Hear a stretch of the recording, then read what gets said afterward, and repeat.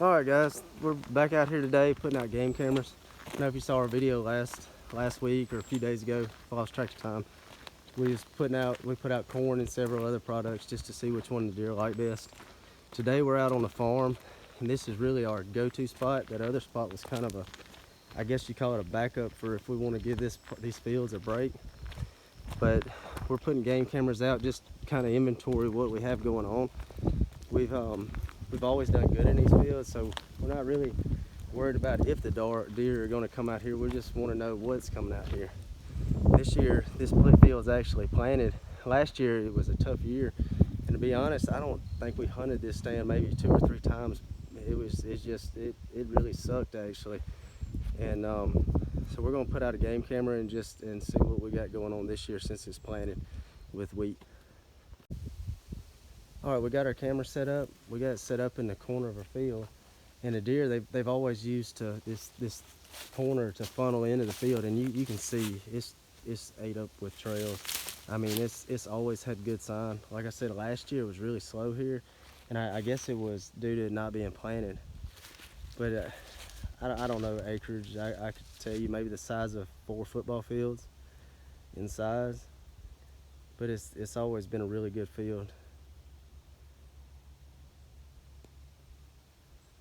And as far as figuring out, I know this field, it has you know, a couple corners, a couple areas that could be funnels. How we chose it was just off a sign, and you know, I guess our past experience is just the deer, for whatever reason, we have seen them in this corner, but it's 9 times out of 10 it's going to be the corner we got our camera set up in, and obviously we want it to be where we think it'll be most successful. Alright, so we're right into our second place where we're going to put our second camera. And one thing I noticed this year is our farmer, he's doing a lot of cover crop. And I don't know if you'll tell it, it's probably not really rolling, but right here is where he planted for the cover crop. You'll notice up here when I go on up further, there's transition, and it goes into where it's actually a road where he'll actually harvest here. But it looks like it's going to be a really good year. At least we'll get to watch a lot of green fields. Sometimes it can get boring after the soybeans are picked, and it's not like hunting on a desert.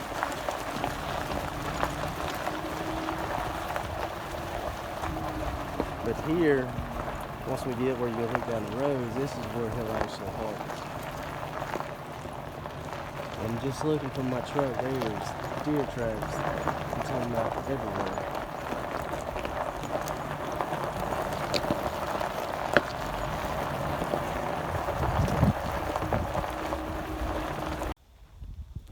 Alright, so we're at spot 2. That's where we put our second game camera. And this probably is one of my favorite fields to hunt. My daughter, she absolutely loves it. She's had better luck than any of us. She's killed 2 deer here, an 8-point and a 7-point. And her 7-point, it actually scored like high 140s, low 150s. It was a toss-up. 2 different guys scored it. One scored it like a 148 class deer, and the other scored it just over 150. So either way, we just know it was a good deer. But it's our shooting house, and we've always had good luck here. It's slow, but generally it'll produce a good deer. Alright, we got our second camera put out. We do a similar setup. We got it set up in the corner where the deer they've always funneled out into. And if I get her to spin around, you see the shooting house. It is a long shot. My daughter, she's made it several times. She's famous for that stand. She does a really good job. But again, we're using this corner because the deer are going to funnel into it. There's another field similar to this one on the very far side of the property, and we'll go into it on another video later. But depending on what wind we have, that's how we generally choose from hunting this field to hunting that field. Okay, so we got both of our cameras put out. I'm really optimistic on what all we're going to see.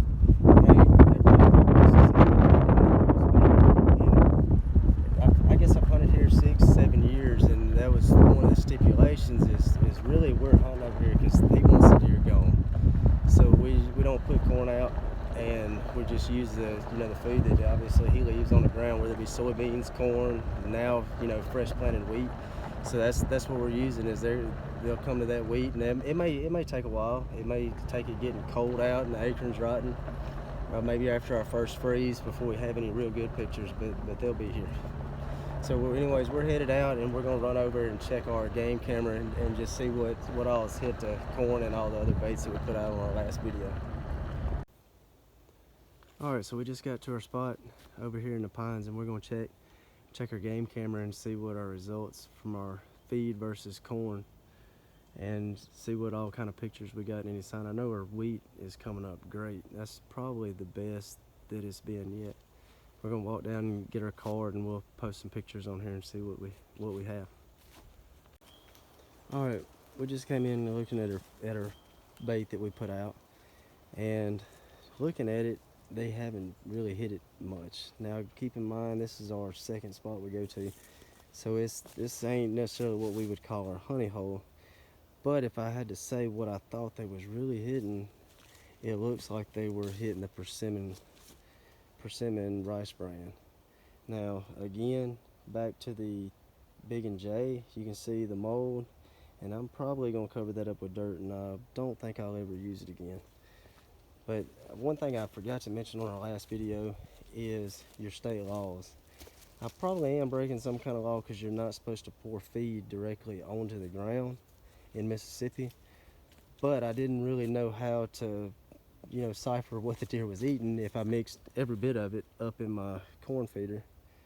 And, I wouldn't have any way of knowing what they was hitting. So in the future, you probably won't see it piled up on the ground like this, so we can somewhat follow our laws. But in a nutshell, there you go. Like I say, if we'd have left this out longer, I know a lot of guys, they'll leave them out 7 days, 15 days, but it's Veterans Day today, so we decided we'd go ahead and check it earlier and just see what we had. So all right guys, I just pulled my card, and I wanted to look at it here on my Wild Game Innovation card reader. I'm not really impressed with it because the load time on it is so slow. I mean, it's good for what it does, but if you're in a hurry, you can forget about it.